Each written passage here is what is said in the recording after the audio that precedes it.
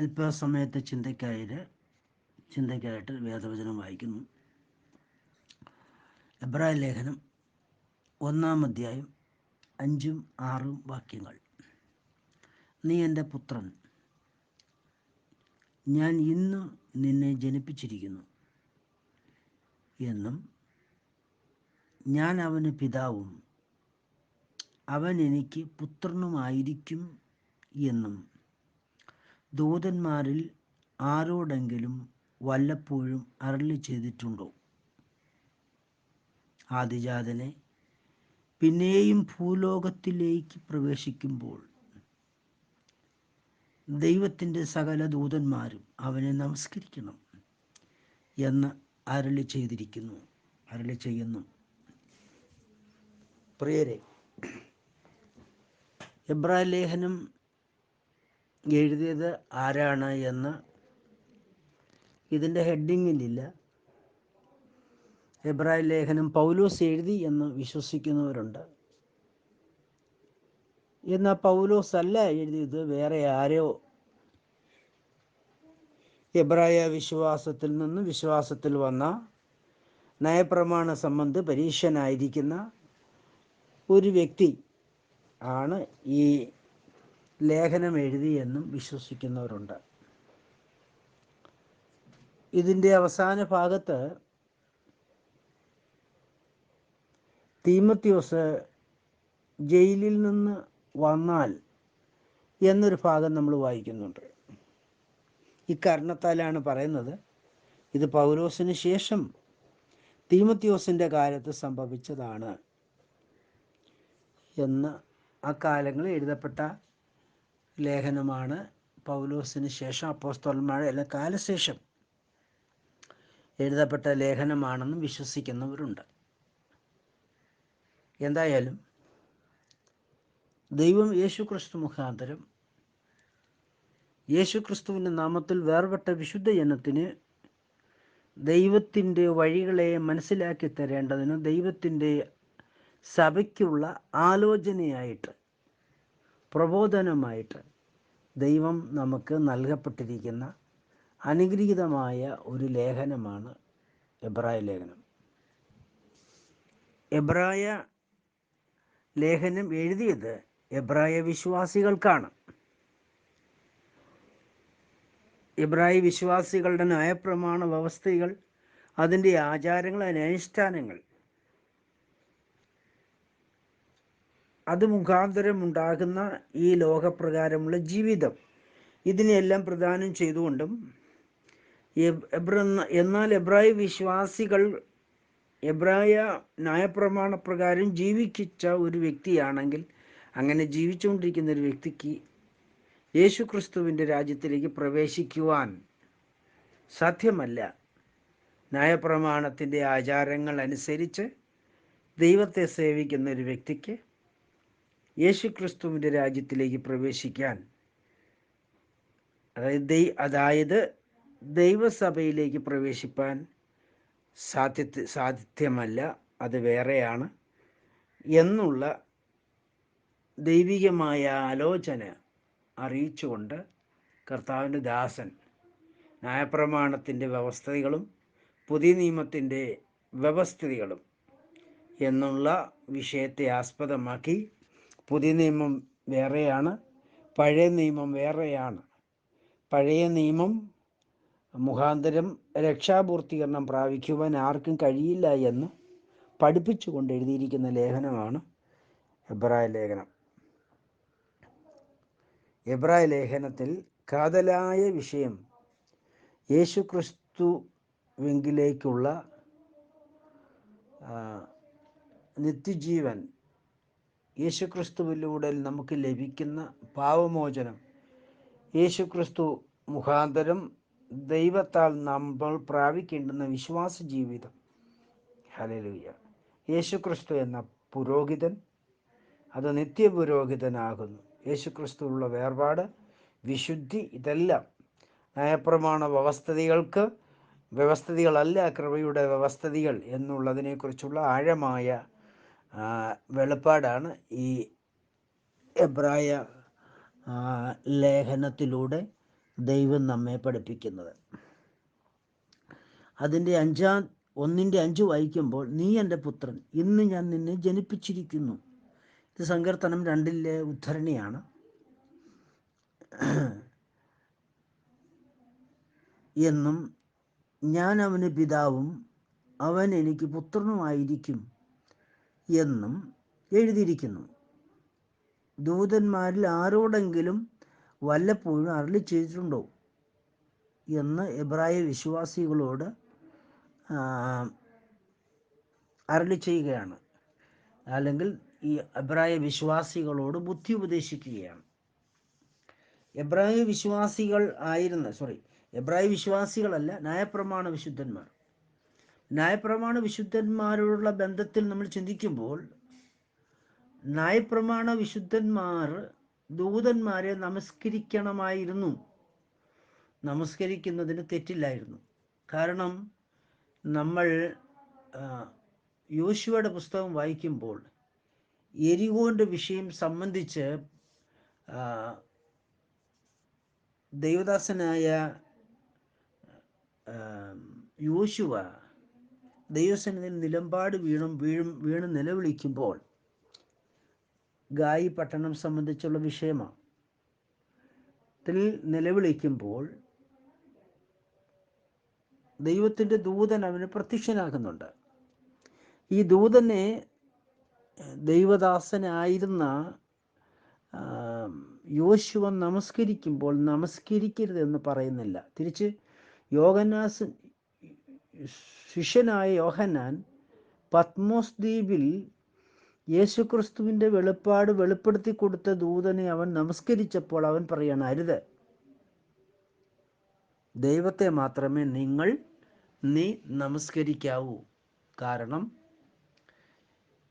ന്യായപ്രമാണ വിശുദ്ധന്മാർ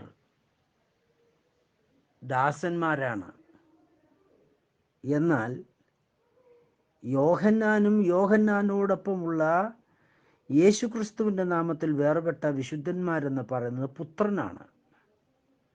പുത്രൻ ദൂതനെ നമസ്കരിക്കുകയല്ല, തിരിച്ച് ദൂതൻ പുത്രനെ നമസ്കരിക്കണം. ഇതാണ് വ്യവസ്ഥിതി. ഇതിനെക്കുറിച്ചാണ് ഇവിടെ സൂചന തരുകയും ചെയ്യുന്നത്. ഹല്ലേലൂയ. പുത്രൻ എന്ന പദവി ദൈവം നമുക്ക് തന്നാൽ അതിൻ്റെ അർത്ഥം നാം പിന്നെ ദാസനല്ല, നാം പിന്നെ യജമാനനാണ്. നമ്മൾ ദാസനല്ല, പിന്നെ ആരാണ്? യജമാനൻ. മത്തായിയുടെ സുവിശേഷം 24 അധ്യായത്തിൽ നമ്മൾ പഠിക്കുമ്പോൾ അവിടെ ഇങ്ങനെ എഴുതിയിരിക്കുന്നു, വീട്ടുകാർക്ക് തക്ക സമയത്ത് ഭക്ഷണം കൊടുക്കുവാൻ അവരുടെ മേലാക്കി വച്ചിരിക്കുന്ന വിശ്വസ്തനും നീതിമാനുമായ ദാസനാർ. ഇങ്ങനെ ചെയ്ത് കാണുന്ന ദാസൻ ഭാഗ്യവാൻ. പിന്നത്തെ എഴുതിയിരിക്കുന്നത് എന്താണ്? അങ്ങനെ യജമാനൻ വരുമ്പോൾ ഇങ്ങനെ ചെയ്ത് കാണുന്ന ദാസൻ ഭാഗ്യവാൻ, അവൻ തനിക്കുള്ള സകലത്തിലും യജമാനൻ ആക്കി വെക്കും. ഇങ്ങനെ എഴുതിയിരിക്കുന്നത് അതിൻ്റെ 24:44. ഇങ്ങനെ നിങ്ങൾ നനയ്ക്കാത്ത നാഴികയിൽ മനുഷ്യപുത്രൻ വരുന്നത് കൊണ്ട് നിങ്ങൾ ഒരുങ്ങിയിരിപ്പിൻ. എന്നാൽ യജമാനൻ തൻ്റെ വീട്ടുകാർക്ക് തക്ക സമയത്ത് ഭക്ഷണം കൊടുക്കേണ്ടതിന് അവരുടെ മേലാക്കി വെച്ച വിശ്വസ്തനും ബുദ്ധിമാനുമായ ദാസനാർ. യജമാനൻ വരുമ്പോൾ അങ്ങനെ ചെയ്ത് കാണുന്ന ദാസൻ ഭാഗ്യവാൻ. യജമാനൻ അവനെ തനിക്കുള്ള സകലത്തിലും യജമാനനാക്കി വയ്ക്കും എന്ന് ഞാൻ സത്യമായിട്ടും നിങ്ങളോട് പറയുന്നു. ഈ ഞാൻ ആരാണ്? മഹാദൈവം, മനുഷ്യനായ നസ്രനായ യേശുക്രിസ്തു. ഈ നസ്രനായ യേശുക്രിസ്തു പറയുകയാണ്, വിശ്വസ്തദാസനാണെങ്കിൽ, സത്യസന്ധനായ ദാസനാണെങ്കിൽ, ദൈവവചനത്തെ കുറയ്ക്കുകയോ കൂട്ടുകയോ ചെയ്യാതെ സത്യവചനത്തെ യഥാർത്ഥമായി പഠിച്ചുകൊണ്ട് അതിന് പ്രകാരം ജീവിച്ചുകൊണ്ട് കർത്താവിനെ സേവിക്കുന്ന ഒരു ദൈവ പൈതലിന്, ദൈവത്തിൻ്റെ ദാസന്, ദൈവത്തിൻ്റെ ഭവനത്തിൻ്റെ വേലക്കാരന് ദൈവം നൽകുന്ന പദവി എന്താണ്? യജമാനൻ വരുമ്പോൾ, അതായത് യേശുക്രിസ്തു വരുമ്പോൾ, അങ്ങനെ ചെയ്ത് കാണുന്ന ദാസൻ ഭാഗ്യവാൻ. ഹല്ലേലൂയ. എന്താണ് ആ ഭാഗ്യപദവിയുടെ പ്രത്യേകത? അവനെ, അത് യേശുക്രിസ്തു അവനെ സകലത്തിലും യജമാനനാക്കി വെക്കും. ഈ യജമാനനാക്കി വെക്കുവാനുള്ള യോഗ്യത ലഭിച്ചത് പുത്രൻ എന്നുള്ള അവകാശം നമുക്ക് നൽകപ്പെടുന്നത് കൊണ്ടാണ്. ശരീരവാസത്തോടുള്ള ബന്ധത്തിൽ നാം ദൈവത്തിൻ്റെ പുത്രനും യേശുക്രിസ്തുവിൻ്റെ ദാസനുമാണ്. യേശുക്രിസ്തുവുമായിട്ടുള്ള ബന്ധത്തിൽ നാം യേശുക്രിസ്തുവിൻ്റെ ദാസനാണ്. അപ്പോൾ തന്നെ ദൈവത്തിൻ്റെ പുത്രനാണ്. ഹല്ലേലൂയ. റോമാലേഖനം 8-ാം അധ്യായത്തിൻ്റെ 15-16 വാക്യത്തിൽ പറയുന്നു, പിന്നെയും ഭയപ്പെടുന്ന ദാസ്യത്തിൻ്റെ ആത്മാവിനെ അല്ല, നാം അപ്പാ പിതാവേ എന്ന് വിളിക്കുവാൻ സ്വപുത്രൻ്റെ ആത്മാവിനെ അത്രയും നമുക്ക് നൽകപ്പെട്ടിരിക്കുന്നു. അപ്പോൾ ദൈവത്തിൻ്റെ പുത്രത്വം ഈ ഭൂമിയിൽ 2 പീരീഡുകളിലാണ് ദൈവം നേരിട്ട് മനുഷ്യനുമായിട്ട് സമ്പർക്കം പുലർത്തിയിരിക്കുന്നത്. ഒന്ന് ന്യായപ്രമാണ പീരീഡിലും, 2 കൃപായുഗത്തിലും. ന്യായപ്രമാണ പീരീഡിൽ ദൈവം മോശ മുഖാന്തരമായി ഇടപെട്ടപ്പോൾ, കൃപായുഗത്തിൽ യേശുക്രിസ്തു മുഖാന്തരമായി ദൈവം ഇടപെട്ടിരിക്കുന്നു. മോശ മുഖാന്തരം ദൈവം ഇടപെട്ടപ്പോൾ ദാസൻ, അടിമ എന്നുള്ള അവസ്ഥയിലാണ് ജനത്തിന് പ്രമാണം കൊടുക്കുകയും അത് ഏറ്റുവാങ്ങപ്പെട്ട ജനം ഇപ്പോഴും ദൈവസന്നിധിയിൽ അടിമയാണ്. ന്യായപ്രമാണത്തിൻ്റെ എന്ന് പറഞ്ഞാൽ ഉൽപ്പത്തി, പുറപ്പാട്, ലേവ്യ, സംഖ്യ, ആവർത്തനം എന്ന 5 പുസ്തകത്തിൻ്റെ കീഴിൽ ഇരിക്കാൻ ആഗ്രഹിക്കുന്ന ഏതൊരു വ്യക്തിയും ദൈവത്തിൻ്റെ അടിമയാണ്.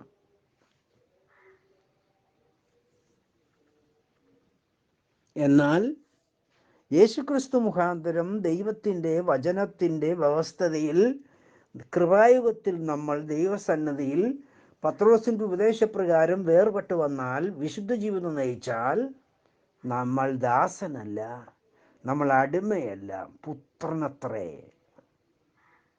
2 രീതിയിലാണ് ദൈവം മനുഷ്യനോട് ഇടപെട്ടിരിക്കുന്നത്. ഒന്ന്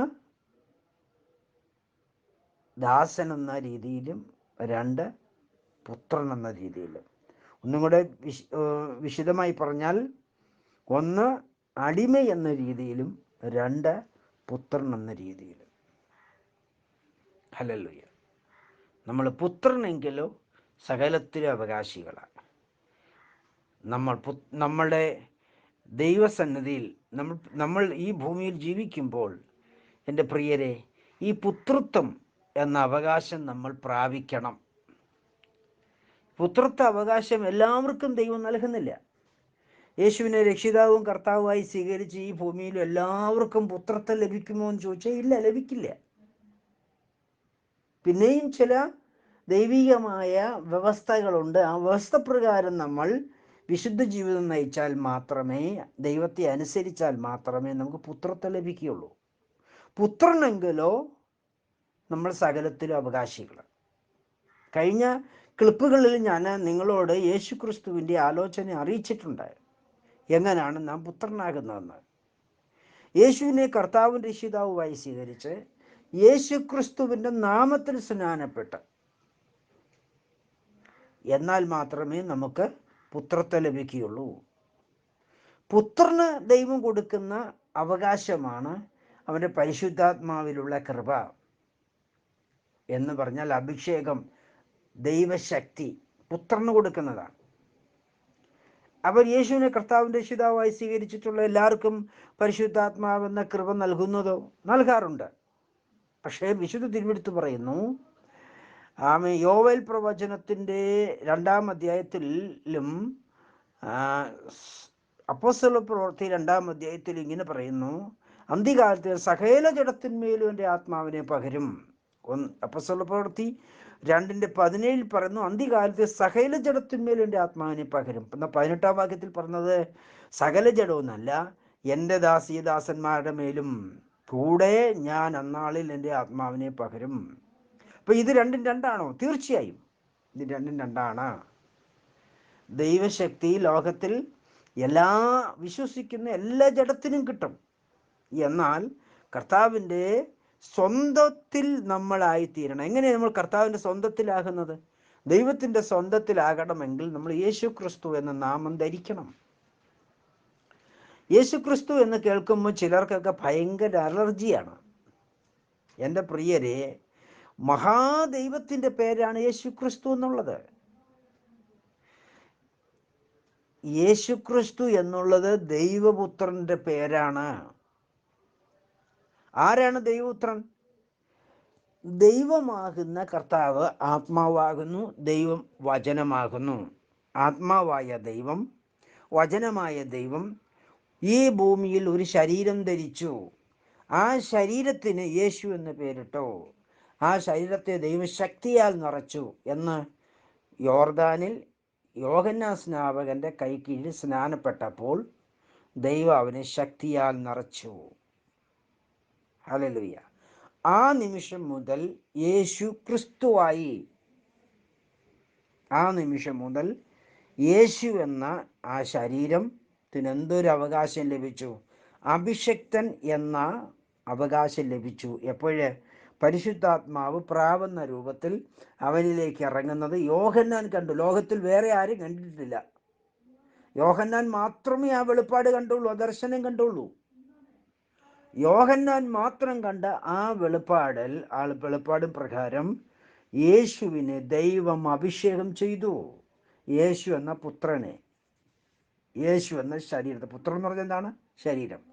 യേശു എന്ന ശരീരത്തെ ദൈവം അഭിഷേകം ചെയ്തു. ആ ശരീരത്തിന് അഭിഷേകം ചെയ്തപ്പോൾ ആ ശരീരത്തിന് എന്തു ലഭിച്ചു? യേശു ക്രിസ്തു എന്ന പേര് ലഭിച്ചു. യേശുവിന് ദൈവം അഭിഷേകം ചെയ്തപ്പോൾ യേശു ക്രിസ്തുവായി. ഹല്ലേലൂയ. ഞാൻ നിങ്ങളോട് കർത്താവായ യേശു ക്രിസ്തുവിൻ്റെ ഒരു വെളിപ്പാട് പറയട്ടെ. ഈ ഭൂമിയിൽ യേശു ക്രിസ്തുവിൻ്റെ നാമത്തിൽ സ്നാനപ്പെട്ടവർക്കും ദൈവം ശക്തി എന്ന അഭിഷേകം പകരാറുണ്ട്. ഈ ശക്തി എന്ന അഭിഷേകം പകരപ്പെട്ട വിശുദ്ധന്മാരോട് ഞാൻ ഒരു കാര്യം ചോദിച്ചുകൊള്ളട്ടെ. അപ്പോൾ നിങ്ങൾ ദൈവത്തിൻ്റെ അഭിഷക്തരായില്ലേ? നസറനായ യേശുവിനെ പോലെ, നസറനായ യേശു ക്രിസ്തുവിനെ പോലെ. അങ്ങനെയെങ്കിൽ നസറനായ യേശു എന്ന ദൈവപുത്രന്മേൽ, നസറനായ യേശുവിന്മേൽ അഭിഷേകം ചെയ്തു നസറനായ യേശു ക്രിസ്തുവായി. ആമേൻ. ക്രിസ്തുവിൻ്റെ അവകാശം, അല്ലെങ്കിൽ ക്രിസ്തുവിലുള്ള ദൈവത്തിൻ്റെ സമ്പൂർണത ആ ശരീരത്തിന്മേൽ ദൈവം പകർന്നു. ദൈവം പേരിട്ടാൽ, ദൈവം പേരിടിച്ച ശരീരത്തിന്മേൽ ആ സമ്പൂർണത പകർന്ന് അഭിഷേകം ചെയ്തപ്പോൾ നസറനായ യേശു ക്രിസ്തുവായി. ഇതേപോലെ ഈ നസറനായ യേശു ക്രിസ്തുവിൻ്റെ കരങ്ങളാൽ പരിശുദ്ധാത്മാവിൽ നിറഞ്ഞ്, പെന്തക്കോസ്ത് നാൾ എന്ന പോലെ പരിശുദ്ധാത്മാവിൽ നിറഞ്ഞ്, ശക്തിയാൽ നിറഞ്ഞ്, അന്യഭാഷകളാൽ ഈ ഭൂമിയിൽ ദൈവത്തെ സേവിക്കുന്ന വിശുദ്ധന്മാർ ദൈവത്തിൻ്റെ ആരാകുന്നു? അഭിഷക്തരാകുന്നു. അഭിഷക്തൻ എന്ന, അല്ലെങ്കിൽ ക്രിസ്തു എന്ന വാക്കിൻ്റെ അർത്ഥമാണ് അഭിഷക്തൻ. അങ്ങനെയെങ്കിൽ ഈ ഭൂമിയിൽ യേശു ക്രിസ്തു മുഖാന്തരം അഭിഷേകം പ്രാപിച്ച് വിശുദ്ധ ജീവൻ നയിക്കുന്ന ഓരോരുത്തരും ആരാകുന്നു? അഭിഷക്തന്മാരാകുന്നു. ഈ അഭിഷക്തന്മാരെല്ലാവരും കൂടെ ചേർന്നതാണ് ദൈവത്തിൻ്റെ വാഗ്ദത്ത പുത്രൻ. ഈ പുത്രന് നൽകുന്ന പദവിയാണ് ക്രിസ്തു എന്ന പദവി. അങ്ങനെയാണെങ്കിൽ ദൈവസഭയിൽ നമ്മൾ ഓരോരുത്തർക്കും നൽകിയിരിക്കുന്ന അവകാശം എന്താണ്? ക്രിസ്തുവിൻ്റെ അവയവങ്ങൾ.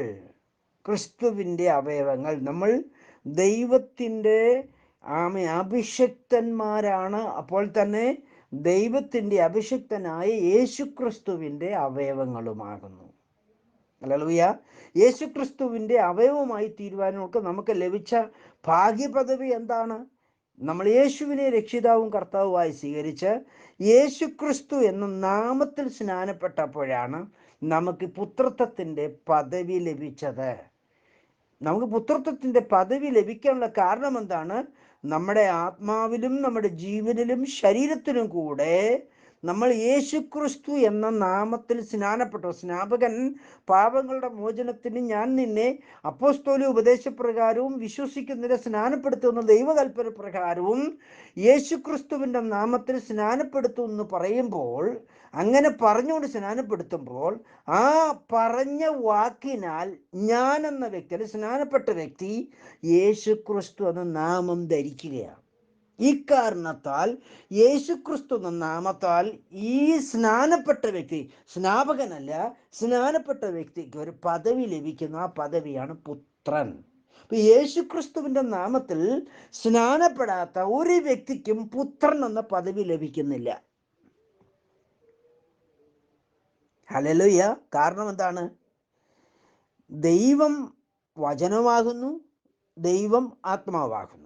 ആത്മാവും വചനവുമായ ദൈവം ഈ ഭൂമിയിൽ ഒരു ശരീരം ധരിച്ചിട്ട് ആ ശരീരത്തിന് യേശു എന്ന് പേരിട്ടു. ഈ ശരീരമാണ് ദൈവത്തിൻ്റെ പുത്രൻ. ഈ ശരീരത്തിന് യേശു എന്ന പേരിട്ടു. ആ യേശു എന്ന പേരിട്ട ശരീരത്തെ ദൈവം യോർദാനിൽ യോഹന്നാന്റെ കാര്യങ്ങളെ സ്നാനപ്പെടുത്തിയപ്പോൾ ആ വ്യക്തി അഭിഷേകം ചെയ്ത് സ്നാനപ്പെട്ട് അഭിഷേകം നൽകിയപ്പോൾ യോഹന്നാന്റെ കാര്യങ്ങളെ സ്നാനപ്പെട്ട് കഴിഞ്ഞു. യോഹന്നാന്റെ കാര്യങ്ങളെ സ്നാനപ്പെട്ട് കഴിഞ്ഞപ്പോൾ പരിശുദ്ധാത്മാവെന്ന അഭിഷേകം അവൻ്റെ മേൽ പകർന്നപ്പോൾ ഈ ശരീരമായ ദൈവപുത്രൻ ആരായി തീർന്നു? യേശു ക്രിസ്തുവായി തീർന്നു. യേശു ക്രിസ്തു എന്ന ഈ ശരീരത്തിന്മേലാണ് പിന്നെ ദൈവപ്രവൃത്തി ആരംഭിക്കുന്നത്. ഈ ശരീരത്തിലാണ് നമ്മുടെ സകല പാവങ്ങളും അവൻ ഏറ്റുകൊണ്ട് ആ ശരീരത്തിന്മേൽ ചുമത്തി, ദൈവം നമ്മുടെ സകല പാപങ്ങളും ആ ശരീരത്തിന്മേൽ ചുമത്തിയിട്ട് ഈ ശരീരമാണ് കാൽവറി ക്രൂശിൽ കൊണ്ടുവന്ന് തകർത്തത്.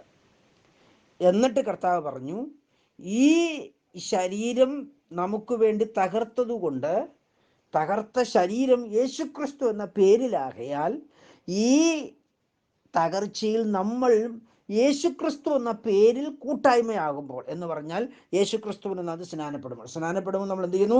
യേശുവിൻ്റെ ക്രൂശ് മരണത്തിന് പങ്കാളിത്തം വഹിക്കുന്നു. അങ്ങനെയെങ്കിൽ നസറേനായ യേശുക്രിസ്തുവിൻ്റെ ശരീരത്തിൻ്റെ കൂട്ടായ്മയാകുന്ന പങ്കാളിത്തം നമ്മൾക്ക് ലഭിക്കുന്നത് യേശുക്രിസ്തുവിൻ്റെ നാമത്തിൽ നമ്മൾ സ്നാനപ്പെടുമ്പോഴാണ്. അങ്ങനെ നമ്മൾ യേശുക്രിസ്തുവിൻ്റെ നാമത്തിൽ സ്നാനപ്പെടുമ്പോൾ ഈ യേശുക്രിസ്തു എന്ന ദൈവപുത്രൻ്റെ പേര്, ഈ ശരീരത്തിലിട്ട പേരിനും ഈ ശരീരത്തിലിട്ട അഭിഷേകവും കൂടെ ചേർന്ന് യേശുക്രിസ്തു എന്ന ദൈവപുത്രന്റെ ശരീരത്തെയാണ് നമുക്ക് വേണ്ടി കാൽവറി ക്രൂശിൽ അവൻ തകർത്തത്.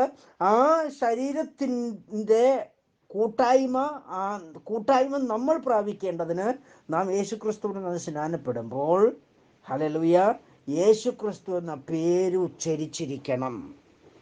അപ്പോൾ നമുക്ക് ലഭിക്കുന്ന ഒന്നാമത്തെ പദവിയാണ് പുത്രൻ എന്ന പദവി. ഈ യേശുക്രിസ്തു എന്ന പേര് സ്നാനത്തോടുകൂടി നമ്മളിലേക്ക് കണക്കിടുന്നു ദൈവം. ഇങ്ങനെ നമ്മൾ യേശുക്രിസ്തു എന്ന പേരിനാൽ എന്തിൽ നമുക്ക് ലഭിക്കുന്നു? പുത്രത്വം എന്ന പദവി ലഭിക്കുന്നു. യേശുക്രിസ്തു എന്ന പേര് ഒഴികെ സ്നാനപ്പെടുന്ന ഒരു വ്യക്തിക്ക് ഈ പുത്രൻ എന്നൊരു പദവിയിലേക്ക് വരികയില്ല. മാത്രമല്ല, പത്രോസ് അവരോട്, നിങ്ങൾ മാനസാന്തരപ്പെട്ട് നിങ്ങളുടെ പാപങ്ങളുടെ മോചനത്തിന് യേശുക്രിസ്തുവിൻ്റെ നാമത്തിൽ സ്നാനമേൽപ്പീൻ. എന്നാൽ എന്നുള്ളത് ദൈവജനം അടിവരയിടുക, എന്നാൽ പരിശുദ്ധാത്മാവെന്ന ദാനം ലഭിക്കും. അപ്പോൾ ഈ പരിശുദ്ധാത്മാവെന്ന ദാനം നമ്മുടെ ആത്മാവിൻ്റെ വീണ്ടും ജനനത്തിന് അനിവാര്യമായ ഘടകമാണ്. നമ്മുടെ ആത്മാവ് വീണ്ടും ജനിക്കണമെങ്കിൽ നസറേനായ യേശുവിൽ എപ്രകാരമാണ്, നസറേനായ യേശുവിൻ്റെ ശരീരജനനത്തിന് എപ്രകാരമാണ് മറിയത്തിൻ്റെ ഗർഭപാത്രത്തിൽ ദൈവം പ്രവർത്തിച്ചത്, ഇതേപോലെ നമ്മൾ യേശുവിനെ കർത്താവിൻ്റെ രക്ഷിതാവായി സ്വീകരിച്ച് വിശ്വസിക്കുകയും സ്നാനമേൽക്കുകയും ചെയ്യുന്ന രക്ഷിക്കപ്പെടുമെന്നുള്ള ദൈവവചനപ്രകാരം നമ്മൾ ദൈവത്തിൻ്റെ കൽപ്പന അനുസരിക്കേണ്ടതിന് യേശുക്രിസ്തുവിൻ്റെ നാമത്തിൽ സ്നാനപ്പെടുമ്പോൾ, യേശുക്രിസ്തു എന്നുള്ളത് ദൈവവചനമാകിയാൽ, യേശുക്രിസ്തു എന്ന് പറയുന്നത് ദൈവപുത്രൻ്റെ പേരാകിയാൽ, യേശുക്രിസ്തു എന്ന് പറയുന്നത് ജീവിപ്പിക്കുന്ന ആത്മാവിൻ്റെ പേരാകിയാൽ, നമ്മൾ യേശുക്രിസ്തുവിന് നാം സ്നാനപ്പെടുമ്പോൾ യേശുക്രിസ്തു എന്ന പേരിനെ നമ്മുടെ ശരീരത്തിലും നമ്മുടെ ആത്മാവിലും നമ്മുടെ ജീവനിലും ധരിക്കുമ്പോൾ, സ്തോത്രം, നമുക്ക് പുത്രത്വം ലഭിക്കുമെന്ന് മാത്രമല്ല, നാം ഈ പേരിനെയും കൂടെ ധരിക്കുന്നു. നമ്മുടെ പേരിൽ, നമ്മളുടെ ശരീരത്തിലും ആത്മാവിലും ജീവനിലും ഈ പേര് കണക്കിടുമ്പോൾ നമ്മളിലേക്ക് യേശുക്രിസ്തു എന്ന ആത്മാവിന് ദൈവം അയക്കുന്നു. ഈ കാരണത്താൽ നമ്മുടെ ആത്മാവ് വീണ്ടും ജനനം പ്രാപിക്കുന്നു.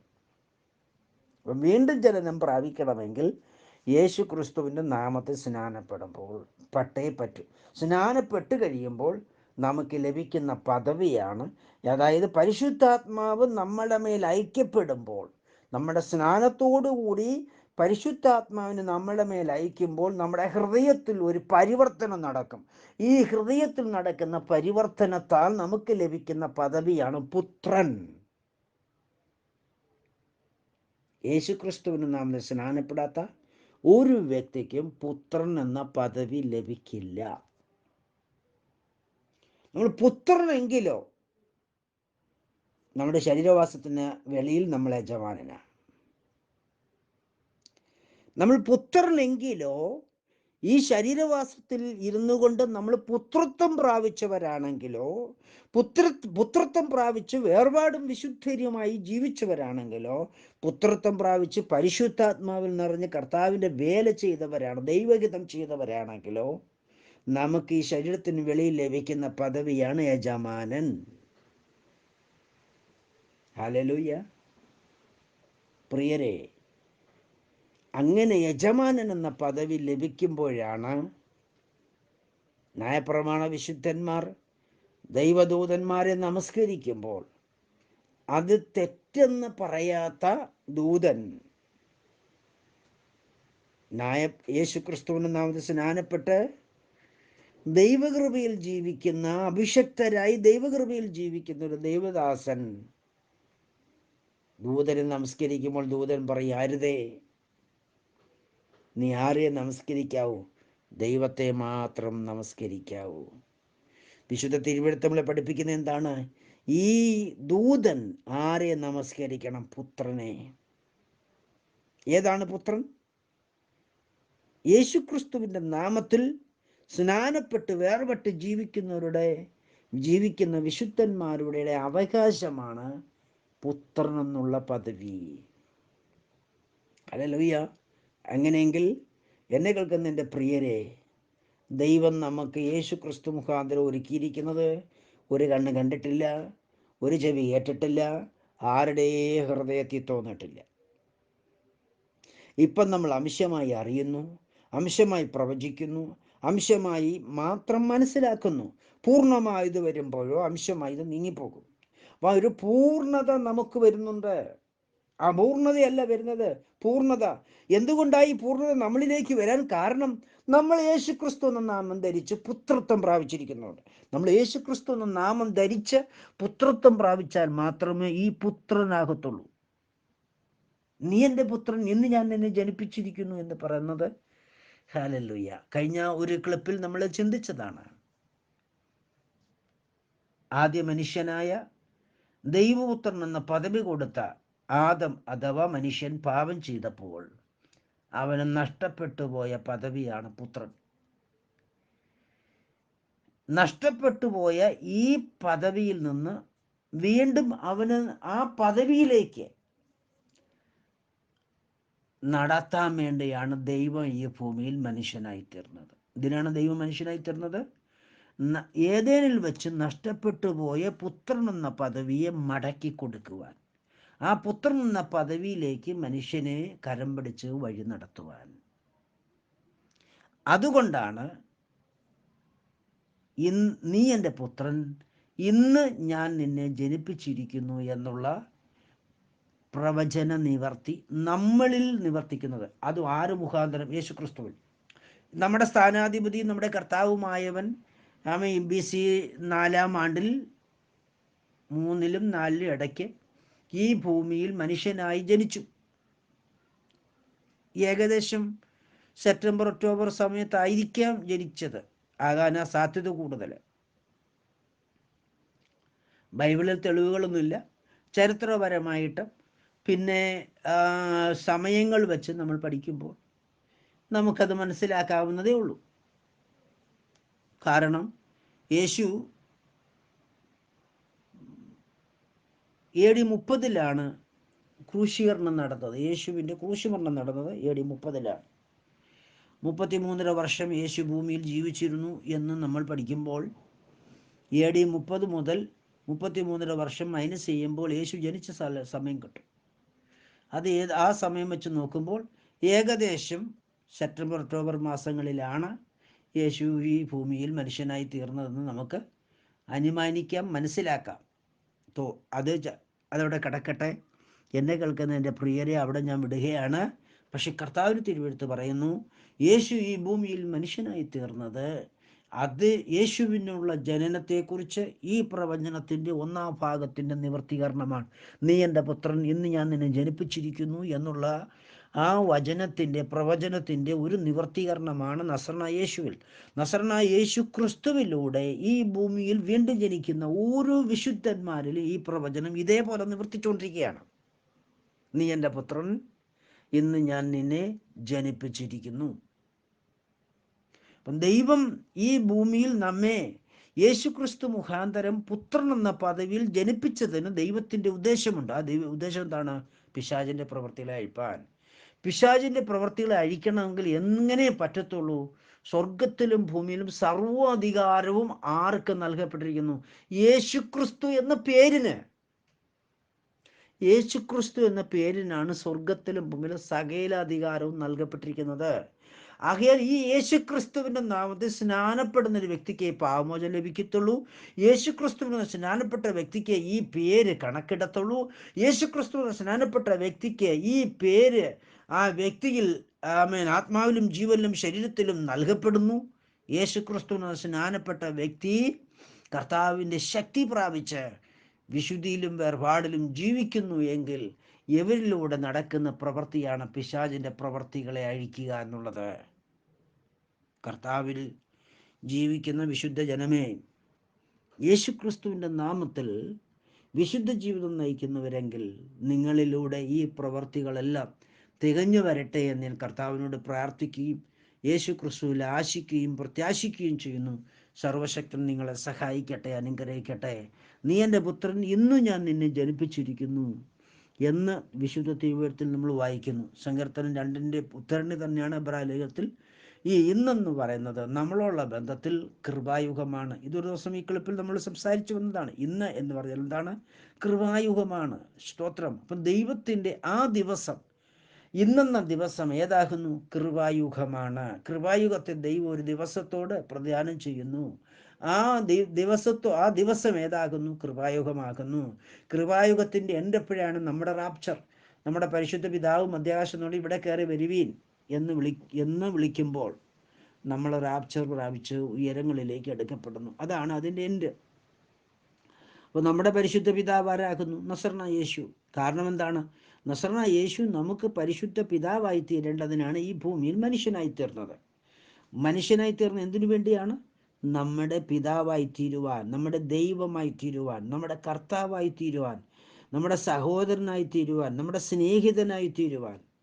ആമേൻ, സ്തോത്രം. നമ്മുടെ കൂട്ടാളിയായി തീരുവാൻ, നമുക്കിവിടെ പ്രിയപ്പെട്ടവനായി തീരുവാൻ. ആമേൻ, സ്തോത്രം. കർത്താവായ യേശു ഈ ഭൂമിയിൽ മനുഷ്യനായി തീർന്നത് നമ്മുടെ എല്ലാമായി തീരുവാനാണ്. ആമേൻ. കർത്താവായ യേശു ക്രിസ്തുവിൽ ഈ എല്ലാമാകുന്ന പദവിയിലേക്ക് കടന്നു വരുവാൻ വിളിക്കപ്പെട്ട ദൈവജനമേ, യേശു ക്രിസ്തുവിൻ്റെ നാമത്തിൽ വേർപെട്ടവരെ, നിങ്ങളെ ഓർത്ത് ഞാൻ കർത്താവിനെ സ്തുതിക്കുന്നു. നിങ്ങൾക്ക് ഈ കർത്താവ് ഉദ്ദേശിച്ച ആ പദവികളെല്ലാം ലഭിക്കട്ടെ. കർത്താവ് നിങ്ങളെ അനുഗ്രഹിക്കട്ടെ.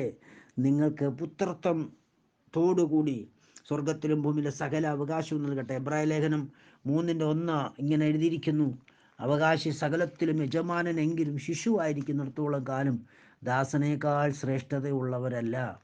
അപ്പം ആമേൻ, അവിടെ ഇങ്ങനെ എഴുതിയിരിക്കുന്നു, അവകാശി ആരാണ്? സ്വർഗത്തിലും ഭൂമിയിലും 4:1. ആമേൻ. അവകാശി സകലത്തിലും യജമാനനെങ്കിലും ശിശുവായിരിക്കുന്നിടത്തോളം കാലം ദാസനേക്കാൾ ഒട്ടും സവിശേഷതയില്ല. ഈ ശിശു എന്ന് പറയുന്നത് ശരീരവാസമാണ്. യേശുക്രിസ്തുവിന് സ്നാനപ്പെട്ട ഓരോ വ്യക്തിയുടെയും ശരീരവാസത്തിൽ ദൈവം കണക്കിടുന്നത് ശിശുവായിട്ടാണ് കണക്കിടുന്നത്. അതുകൊണ്ട് ആണ് നമ്മൾ തിരുവെഴുത്ത് ഇവിടെ എഴുതിയിരിക്കുന്നത്, അവകാശി സകലത്തിലും യജമാനനെങ്കിലും ശിശുവായിരിക്കുന്നിടത്തോളം കാലം ദാസനേക്കാൾ എന്ന് വെച്ചാൽ ന്യായപ്രമാണ വിശുദ്ധന്മാരെക്കാൾ ഒട്ടും സവിശേഷതയില്ല. എന്നാൽ ഈ സവിശേഷതയില്ലാത്തത് ആരാണ് അവകാശി? പുത്രൻ. ആരാണ് അവകാശി? പുത്രൻ. ആരാണ് പുത്രൻ? വചനത്തിൽ ജനിച്ചവൻ, ആ പരിശുദ്ധാത്മാവിൽ ജനിച്ചവൻ. 2 പദവിയാണ്. സ്തോത്രം.